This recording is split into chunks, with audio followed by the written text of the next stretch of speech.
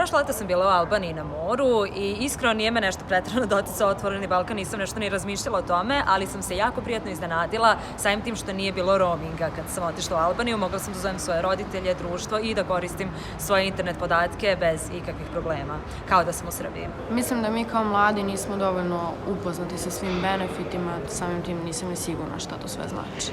Sam da postoje određeni benefiti u oblasti privrede, to jest da je relaksirano to dobijanje radnih dozvola. Mene lično to toliko ne zanima, ali mislim da će biti korisno, na primjer, ljudima koji žele da rade sezonski preko leta, naročito što se u Albaniji u poslednje vreme sve više i više razvija ta turistička industrija. Nadam se da će se još neke zemlje regiona učlaniti u inicijativu Otvoreni Balkan, pre svega Crna Gora, što mislim da bi mnogo značilo ljudima odavde koji inače rade na crnogorskom primjeru.